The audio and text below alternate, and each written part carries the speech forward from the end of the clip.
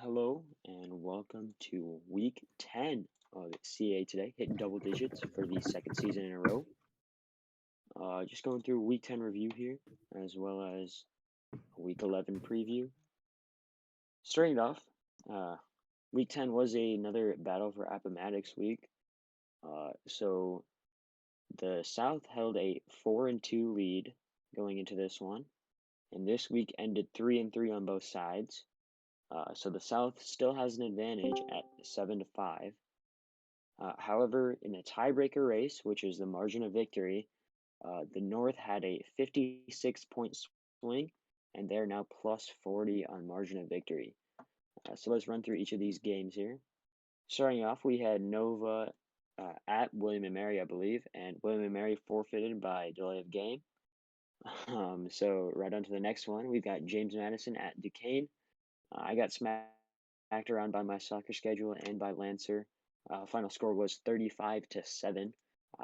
I just couldn't get anything going, and I had a ton of costly turnovers, just too many interceptions, and that's the problem. Now we get into the more interesting games of the week. Youngstown State at VMI, and what a comeback this was for Youngstown State. The game was 27-13 at halftime in favor of VMI, and then Youngstown State came alive in the third quarter, scoring 21 unanswered.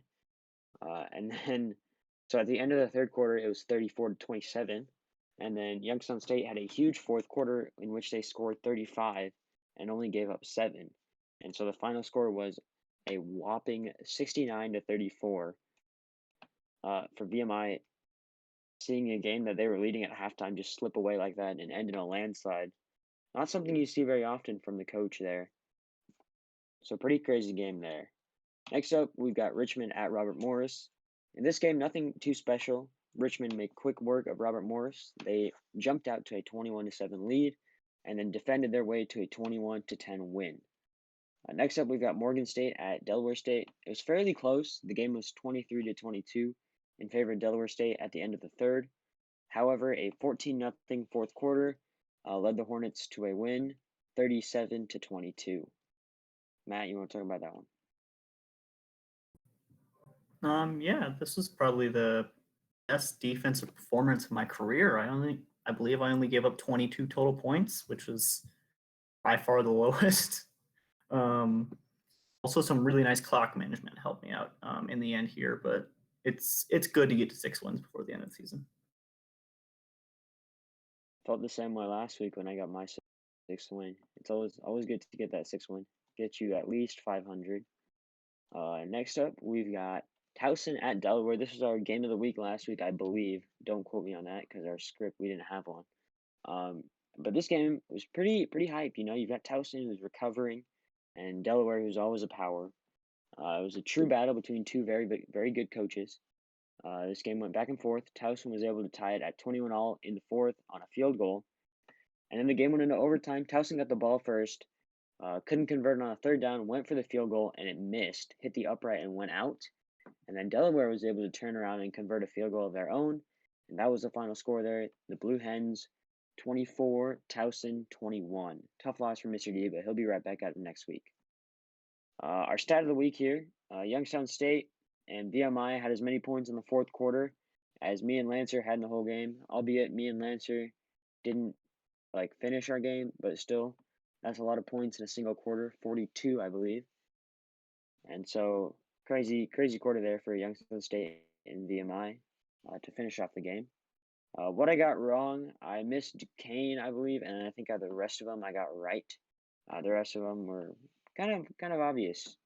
Pretty solid locks for the rest of the games, in my opinion. I want to say I missed either 5 out of 6 or 5 out of 6 or all of the games this week. So a particularly good prediction week for me. Yeah, that makes sense.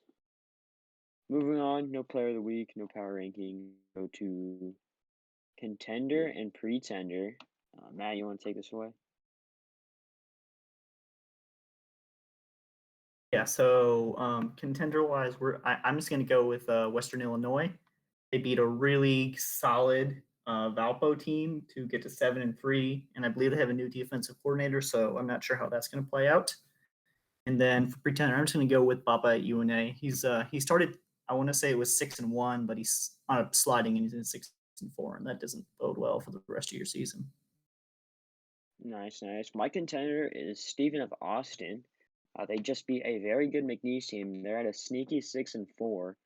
Obviously not the best record that you want going into the last 2 weeks, but if they win out, I think there's a conversation to be had about Stephen F. Austin, either in the playoffs or at least in the NIT.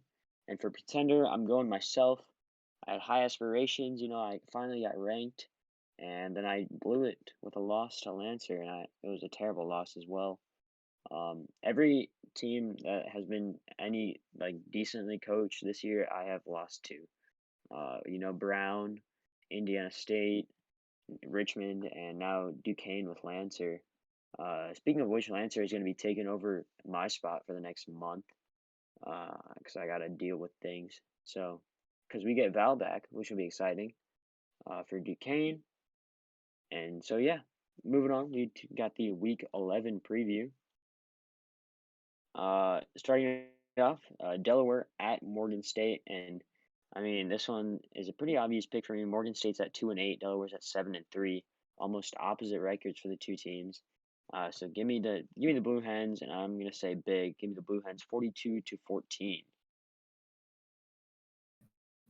Okay, so I'm also going to agree with you that Delaware's going to win, but Morgan State's coach, who is, I believe, ranked in the FBS in the top 15, if I'm remembering correctly, I think that he's going to keep it close, something 35-28 type of score. All right, next up we've got VMI taking on the returning Val at Duquesne. I'm gonna pick VMI there. I think he's just had a tough break of things the last two seasons. Still a very good coach. So give me VMI somewhere around 28-14, maybe bigger scores, maybe like 35-28, something like that.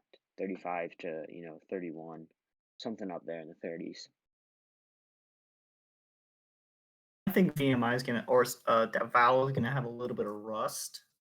So I'm going to go with VMI here, but it's going to be extremely close. 35-33, 34-33. Like one possession type of game. I can agree with that. Next up, we've got Richmond at Towson. Let's see. Mr. D hasn't had a great season. Obviously, that is true. He's sitting at 2-8. Richmond's been playing out of their mind, and they are the front runners, I believe, in the CAA. And I'm gonna roll with them here. I think Mr. D is gonna keep it close, though. He's shown improvement over these past 2 weeks, including a win. So give me Mr. D. Pretty close here in a high-scoring game, something like 49-42 or 49-35. It might not be one possession, but it'll be somewhere around 10 points, 14 points ish. I think Richmond will pull it off. I think that Richmond is just playing at a level that just no one else in the conference can even come close to at the moment. I'll take them big, 42-14 over Towson. Yeah, Zan has been playing great these past couple weeks. Next up, we've got James Madison at Robert Morris. I'm gonna trust in Lancer here. I think they get the dub. Uh, I'll pick Lancer big, 35-7, same score that Lancer just beat me with. I want the South to get that first Battle for Appomattox Cup win, so I'm just going to have JMU win by 18, 35-17, or a similar spread. Fair enough. And then finally, or sorry, not finally, we go into the William and Mary at Youngstown State game, and I think everyone here is picking Youngstown State to win big, just because William and Mary's been struggling with time the past few weeks. So give me Youngstown State. I'll say like 28-0. I too will take Youngstown State big, and if this game actually ends up finishing, I'll take them 42-10. If not, like 28-7 or something in that range. That's fair enough. And then last up, we've got the commissioner battle. We've got DSU taking on Villanova. Where's this game being held? You gotta remind me. Gettysburg Battlefield. Gettysburg Battlefield. That's where it's gonna be held.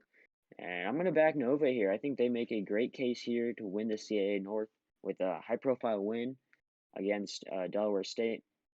Give me Nova, pretty close though. Give me Nova 38-35. I think the last possession field goal wins it for Villanova. Although I wouldn't be surprised if Delaware State scores at the death to win it as well. But I'm picking Nova. Okay, so this to me comes down if Nova is ranked or not. If they're ranked, they always lose.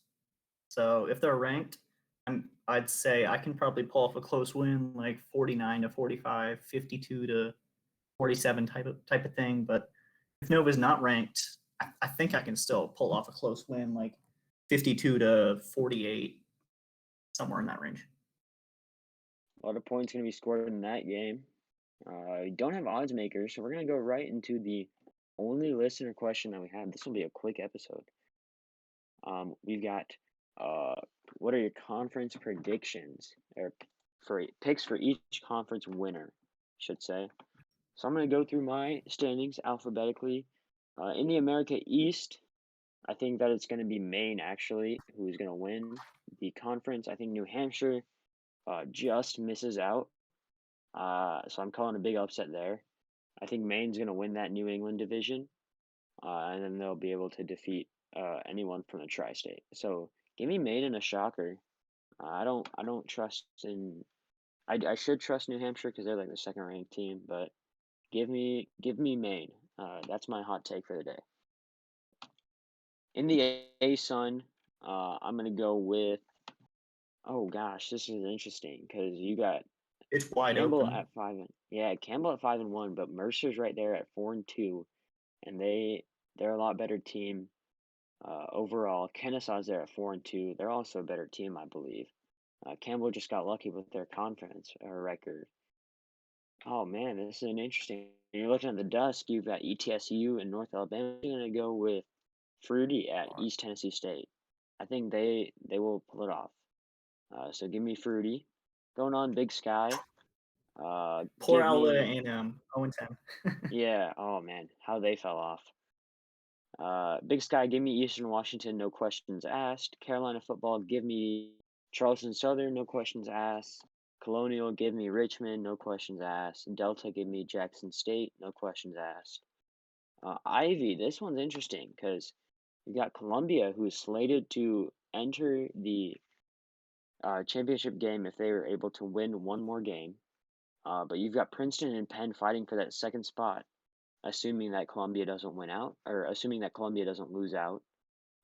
So I think Princeton makes it. And I think Princeton will beat Columbia. I think Princeton will end up with that conference championship title there. Moving on to the Mid Atlantic, I'm going to go with Norfolk State. They're the only team that seems to be consistently up there in the rankings for the MAC. Missouri Valley. Oh, this one's interesting. I like North Dakota State and I like Western Illinois to make the conference championship game. And if You have they were to South play, Dakota up there. South Dakota's up there, but their record, I think they lose on the tiebreaker. So give me Western Illinois in a shocker over North Dakota State, even though that isn't that much of a shocker. I'm back in Western Illinois. In the Southland, you got so many teams there in the Southland at 3-3.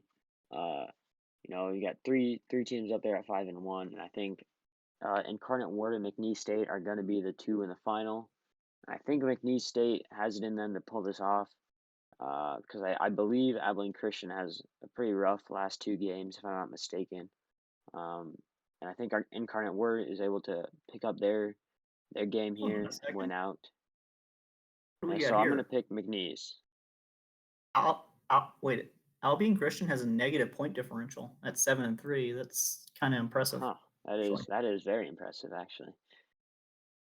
And they're on a 2-game win streak here. So that means they're winning close. So yeah, I am not picking them.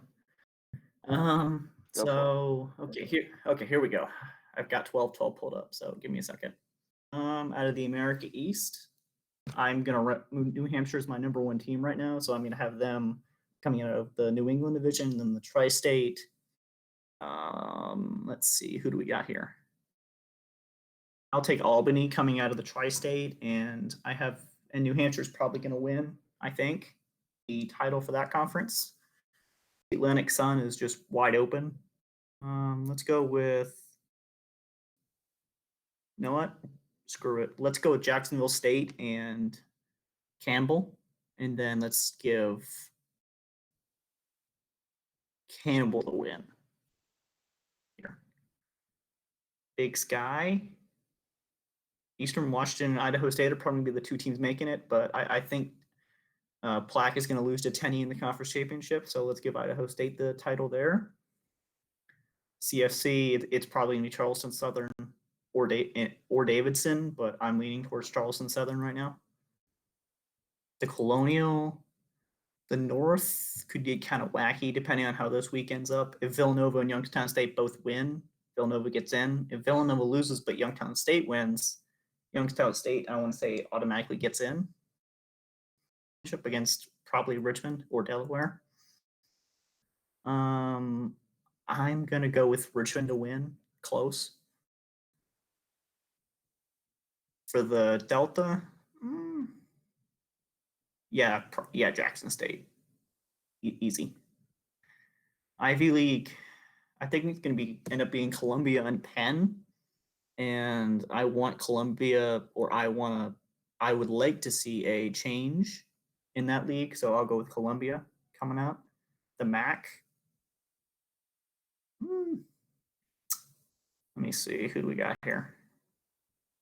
Realistically, it's going to be one of three teams. It's either going to be Norfolk State, St. Francis, or Marist.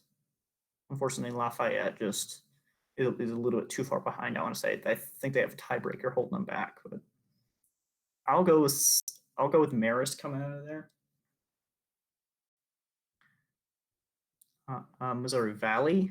You know what? Let's go with Northern Iowa. I think they pull something out and take the win here to get the auto bid. And then for the Southland, I'm going to go with Incarnate Word. I don't trust McNeese or Albion at all, especially with that negative point differential at 7-3. So yeah, I've got some hot takes in there, but those are my predictions. I think my biggest one was picking Maine over New Hampshire in the America East. We'll see if that one ever happens. But I mean, New Hampshire's been so dominant that it's been kind of crazy seeing where they're at. And I feel like, you know what, Maine has a chance because they've got, I'm pretty sure, even conference records. Maine just has a super bad. Maine is 0-4 out of conference, which really hurt them. Ouch. Yeah. So even if they do make it into the auto bids, I think they'll be a pretty low seed. I think that they'll probably get out first round.